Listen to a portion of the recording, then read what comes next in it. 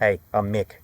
I've been bikepacking now for about 9 years and filming those rides for about 6 years. The aim of this film is just to give you a few ideas of how I do my setup. Hopefully by the end of it, you can take away a few ideas of what I pack, and perhaps you can take some of those on board and use in your next bikepacking trip. For the last few years, I've pretty much had a very similar setup. I've used this setup for my trip to Peru, in Utah, the Red Center. This setup is designed to be able to carry about 5 days worth of food, up to 10 to 12 litres of water, and having the clothing and gear that I need to be comfortable. My kit's evolved over time. I'm definitely not an ultralight bikepacker, but I feel I reach a compromise between weight and comfort. The bike I've been using for about 4 or 5 years now is a Surly ECR. The changes that I've made to the bike, I've put on some Jones bars, I've got Stamp 7 pedals. I prefer to ride on these longer trips with just normal shoes and not clipless. The reason is when I get to camp or have a rest day in town, I find it's just a lot easier to have standard shoes on. I've got a tumbleweed mini pannier rack on the rear. The only other change I've made to the ECR is I've got a Brooks saddle. Now I carry a camera, a tripod, a couple of lenses and a bit of other camera equipment. Now that takes up a lot of real estate on the bike. If you're not doing that, you have the capacity to slim down a lot more than what I do with my rides. I won't discuss the camera equipment I use and where I store it. I'll save that for something I do in the coming months. As always, if you like this content, please like, subscribe or comment. It really helps out the channel. I'll start with the front of the bike and work backwards. On the fork, I've got 2 Salsa Anything cages. On one of them, I put my Jetboil in with a canister and it seems to fit well.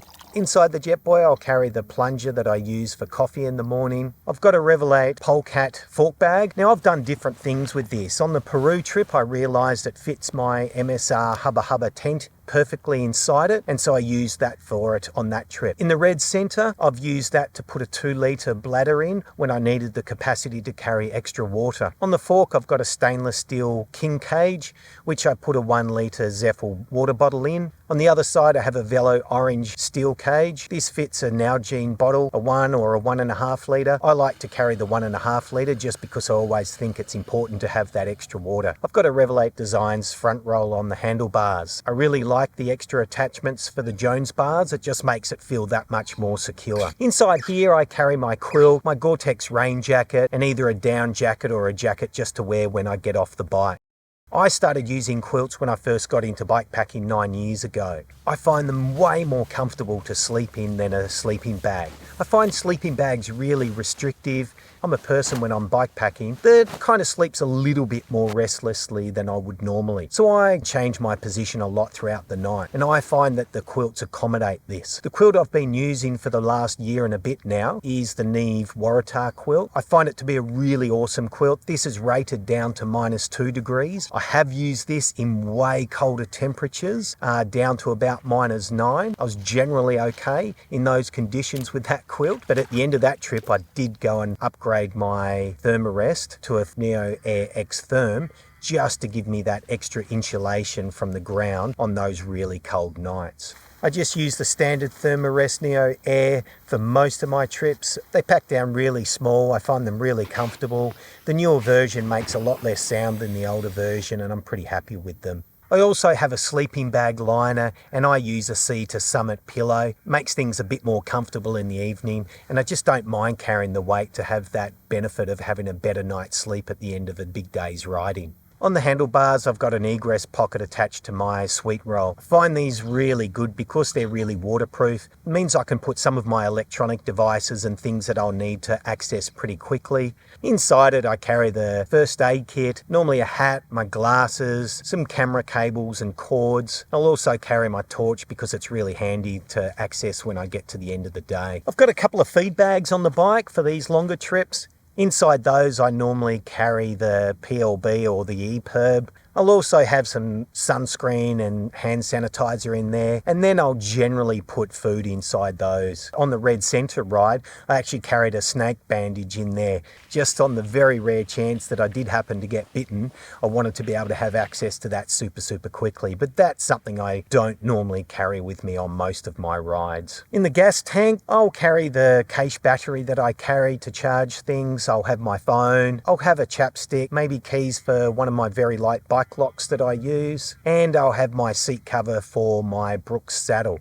I'm one of those people who rides without nicks on. I started doing this about 3 or 4 years ago. I was quite hesitant when I first started doing it, and I took a set of nicks with me just in case it got a bit too uncomfortable. But now I only ride merino underwear. I've never had any saddle sores or issues riding with that setup, and I know saddles are very personal and everyone has a different idea. Maybe in the comments you can let me know what works well for you. In the Jerrycan under the saddle, I normally carry the stuff that I need for doing repairs to my tyre. I'll carry a small bottle of sealant, a Tubolito spare tube, something to plug a tear in the sidewall, and I've used that on a couple of occasions on bikepacking rides. Sometimes on longer rides I'll put a tiny little multi-tool in there just so as I have access to something really quickly, and it's just a redundancy in case I happen to lose an Allen key from my standard kit. I also inside there carry a tyre pressure gauge. This is probably a bit excessive, but I found when I was bikepacking in the Red Centre and I came to a really sandy sections, I really appreciated being able to know exactly how much air I had in my tyres and being able to lower the pressure to something that I know works well without risking damaging the rims. My frame bag is a Ranger frame bag. I've had this for about 9 years now when I first got into bikepacking. Inside here I'll generally put my toolkit. I carry Allen keys as opposed to a multi-tool. I just find they're easier to work with if something does go wrong. I'll also have a selection of other tools, some decent tyre levers. I also carry a small bag of spares. Now inside here, I carry a few things that it might need in the very rare case that something breaks. I also put my tent poles in here, and I've used that for a number of years now. The only thing that I don't like with this setup is that I have to squeeze the tent poles into the frame bag. I would like to get a tent with shorter tent poles. I think that would make packing a lot easier. In Peru, I put the poles on the down tube and I just lashed them there. It seemed to work well, but it took a little bit of time to put them in there each morning. Inside the frame bag, I also carry a decent pump. I always have Gorilla Tape wrapped around my pump. I hadn't ever used that for about 6 or 7 years, but in Utah, Danielle broke a brake lever. I ended up using that tape to fasten a tent peg on so she could use that as her brake lever as a temporary fix until we got to Moab. I carry a couple of hip pack Z-locks around with me. I know they're not going to stop a determined thief, but it's just that thing that in the evening or when I go into a store, it's just something to lock the bike up with as just a bit of a basic level of protection. I also sometimes carry a second lock around, an auto lock. Again, it's not designed to be left in a public space for a long time, but it just gives a little bit more protection if you need to run in somewhere and the bike's being left alone. I carry the lube so I can access that quickly in the evenings when I need to do some bike maintenance. I also have the click stand in here. Both Danielle and I have found these to be an awesome piece of kit. You don't have to lie your bike on the ground. It's easier to pack your bike and do maintenance. And I'll take some spare spokes. I had to change a spoke once in Nepal and it went well. On the rear of the Tumbleweed mini pannier rack, I've got a 20 litre Sea to Summit dry bag. I've used this for at least 7 years now and it still goes really well. The reason I got it is we had something else on there, a different version when we went to Iceland, and after several days of continuous rain, I found that it just wetted out the material on the previous bag I used and stuff got a bit damp inside there. With this version of the dry bag, I haven't had any issues with it at all in heavy rain. Unfortunately, I don't believe Sea to Summit make this dry bag anymore. I just use a couple of voiler straps to attach the Sea to Summit bag to the rack. And at the bottom of it, I've just got a bit of old camping mat that I use, that I carry around, because I find at the end of the day, it's really good to get something out that's a little bit more comfortable to sit on.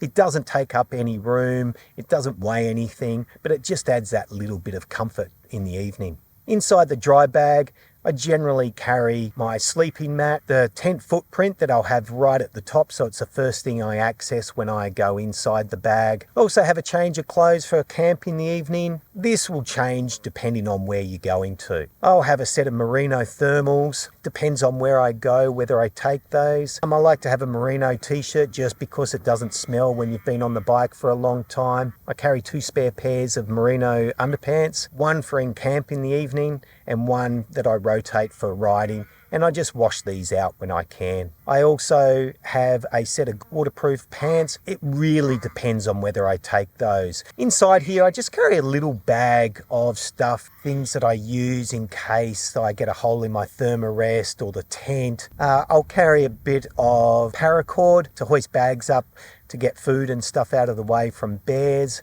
Also find it really helpful at the end of the day just to string up somewhere if I need to rinse and dry some clothes and let them air and dry overnight. And I carry just a very light, thin pair of shoes or sandals or thongs for camp in the evening. On the Tumbleweed mini pannier rack, I generally carry the Ortlieb fork packs. Now I find these really great. They're really easy to take on and off the bike.